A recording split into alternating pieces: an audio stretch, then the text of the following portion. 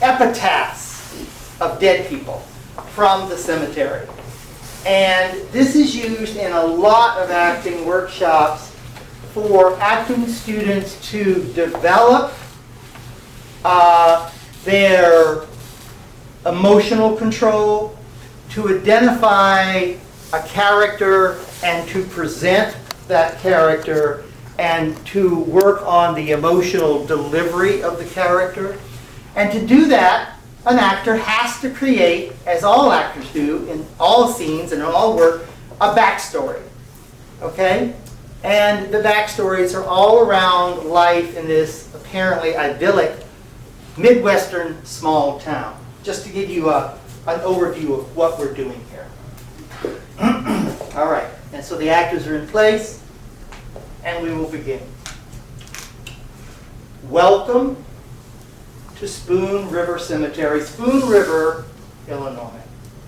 The year is 1915, and there are 244 residents in this cemetery from the fictional Midwestern town of Spoon River. A sleepy, gentle town, like so many small towns in America, where life has been idealized. The reality is that small towns are full of meanness and hypocrisy, just like big towns and cities and urban areas. Tonight, we will hear from some of the historical residents of Spoon River.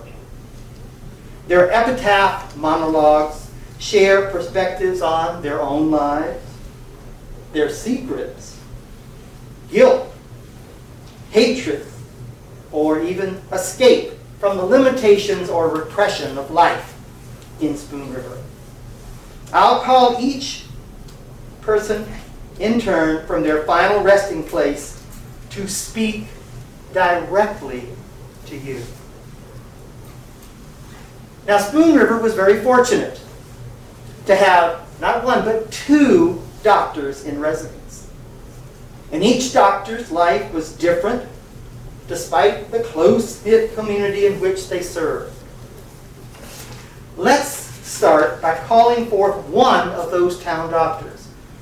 Dr. Meyers, come up and share your thoughts with us. No other man, unless it was Doc Hill, did more for the people of the town than I. And all the weak, the halt and the improvident, and those who could not pay, flocked to me. For I was good-hearted and easy, Dr. Meyers.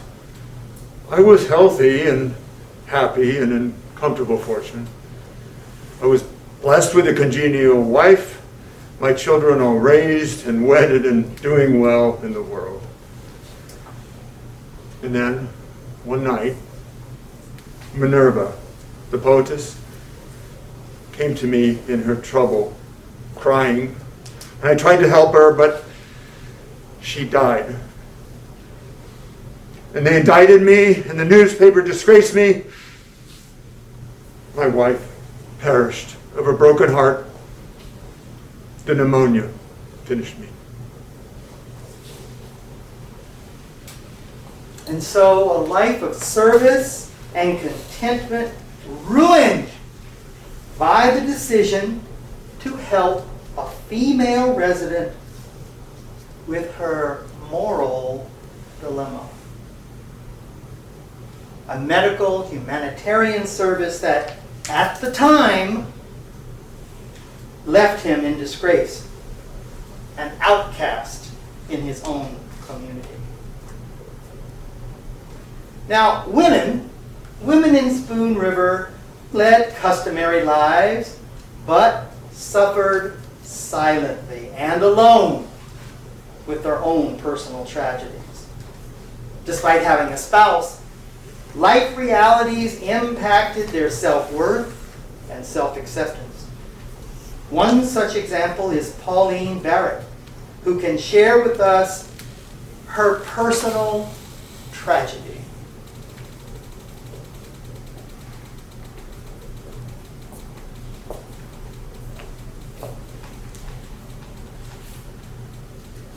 almost the shell of a woman after that surgeon's knife.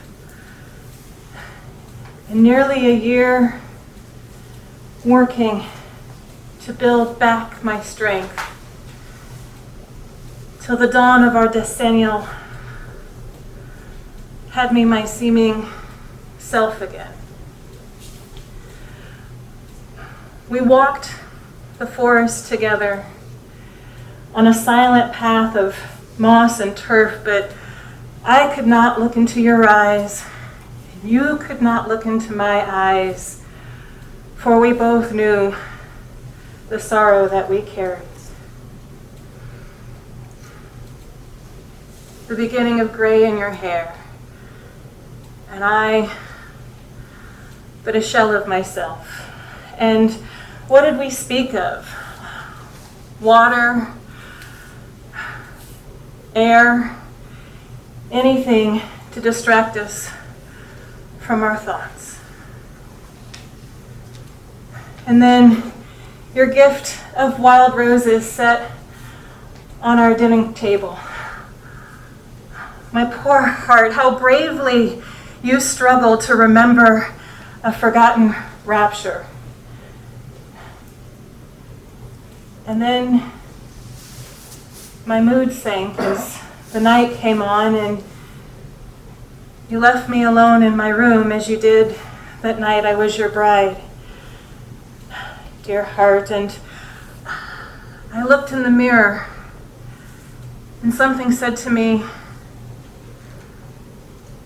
one should be all dead when one is half dead, and nor ever mock life, nor ever cheat love.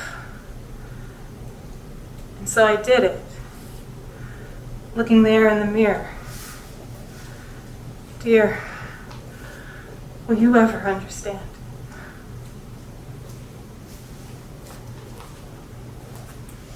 So the realities of surgery and a life of childlessness, depression, hopelessness weighed heavily on Pauline, leading her to take what she thought was the ultimate choice: suicide. The only resolution she saw to relieve her life of pain. Now, the personal tragedy of women in Spoon River took other forms too, not just those. Staying in a bad marriage because of recommendations by local authority figures can have devastating consequences for an entire family. Let's ask Mrs. Charles Bliss to show us the result of her life situation.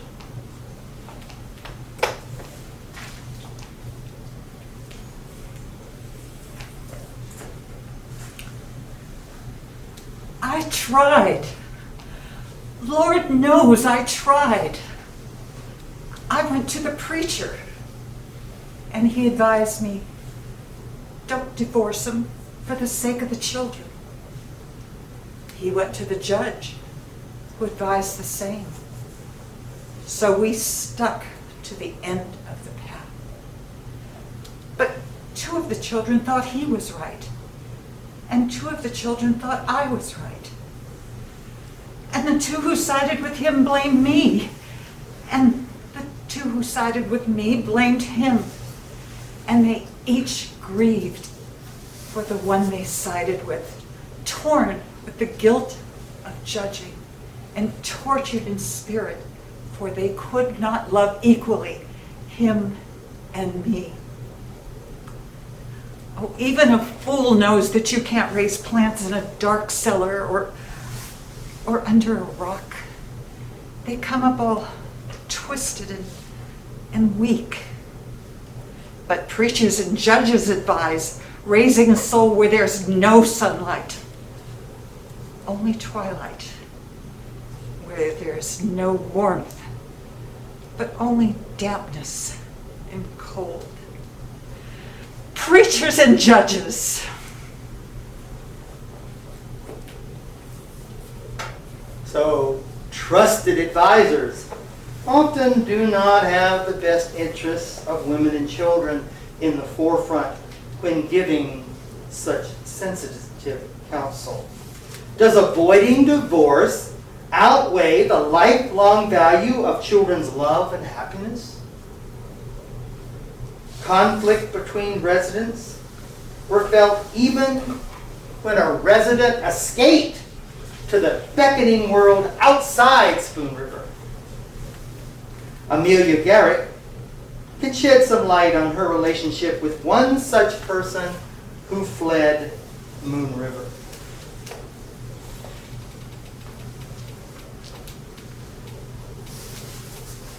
Yes, here I lie, close to a stunted rosebush in a forgotten place near the fence, where the thickets from Seaver's woods have crept over, growing sparsely.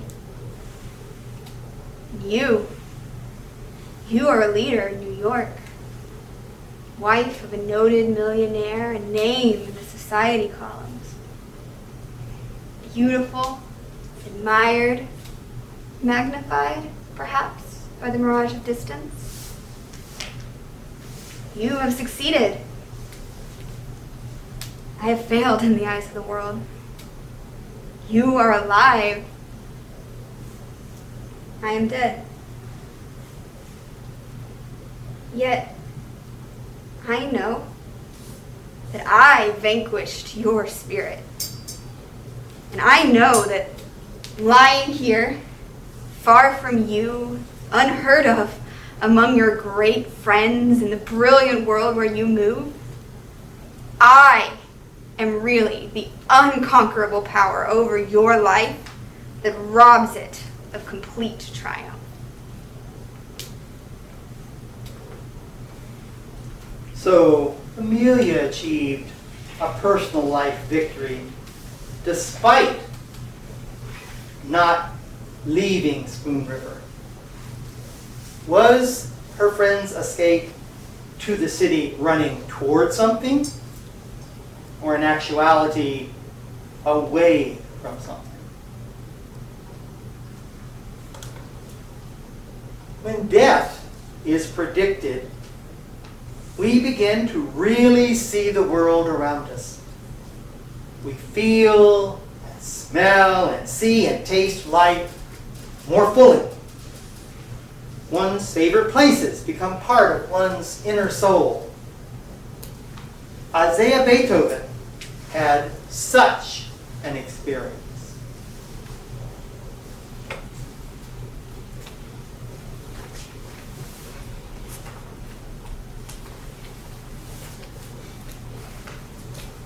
They told me I had 3 months to live.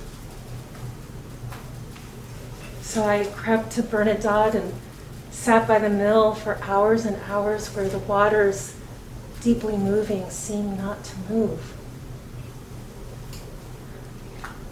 Oh, world, that's you. You are but a widened place in the river where life looks down and we rejoice for her, mirrored in us. And so we dream and turn away.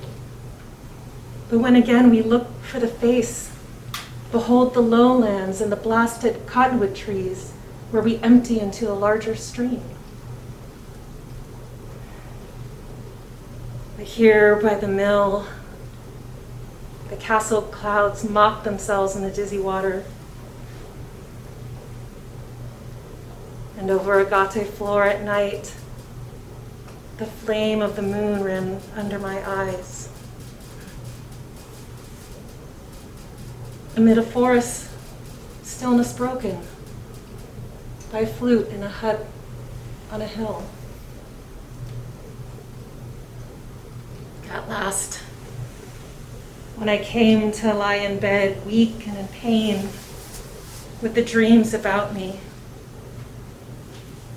the soul of the river had entered my soul, and the gathered power of my soul was moving so swiftly it seemed to be at rest. under cities of clouds and spheres of silver and changing worlds until I saw the blast of trumpets above the battlements over time.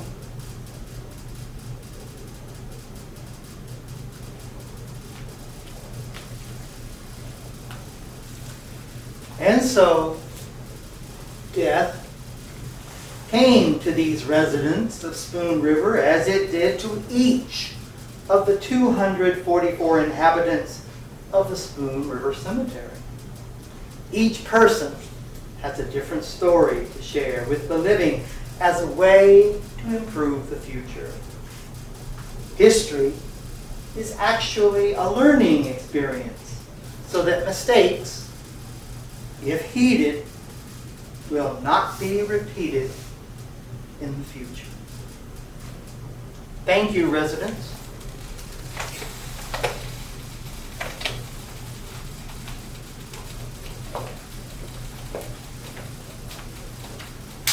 And thank you